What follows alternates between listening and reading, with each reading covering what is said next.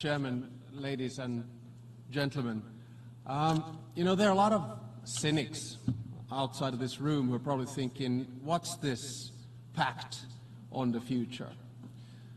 I actually disagree with them. I think this is an extremely good pact. Why? Because in many ways it shows the difference between multilateralism and compromise and cooperation versus multipolarity and disorder.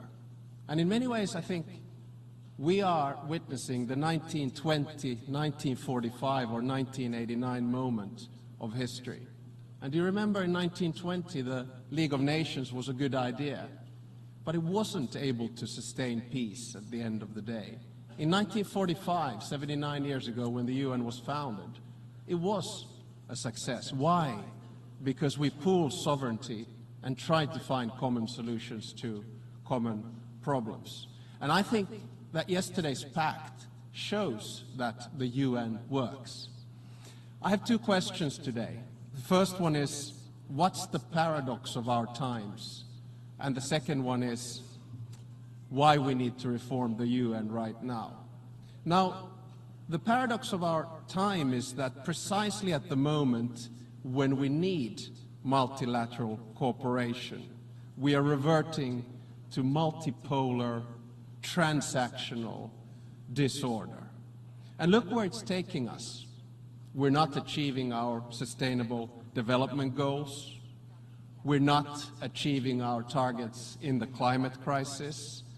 And we're witnessing 4 major wars simultaneously in Ukraine, Palestine, Sudan, and of course Syria. Now, I'm really worried. The problem is that we have a whole bunch of global goods, such as climate change, technology, sustainable development, immigration, and conflicts, which we cannot solve without the United Nations. And I actually think that the Pact on the Future gives us a lot of answers. My second question is, why do we need reform now? Now, a lot of those people who bash the United Nations, they often bash us here in New York because we're not achieving political results. And to a certain extent, they're right. But they forget that there's a part of the UN that works, and that's the agencies in Geneva. Now, of course, the main task of the UN Security Council is to preserve peace. And let's be honest, it has failed to do so.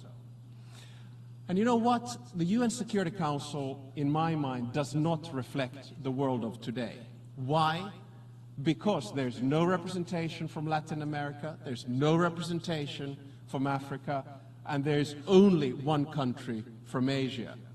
And the thing is that if you want an institution to work, if you want to work within that institution, you need to feel that you have agency, that you work with it. So on Wednesday, I guess repetition is the mother of all wisdom, I will make 3 proposals for the reform of the UN Security Council. The first one is to expand it by 5 members, 1 from Latin America, 2 from Africa, and 2 from Asia. My second proposal is that the veto power of all permanent and non-permanent members of the Security Council should be scrapped. And the third one is that if a member of the Security Council blatantly violates the UN Charter, its voting rights in the Council should be suspended. Is this a realistic proposal?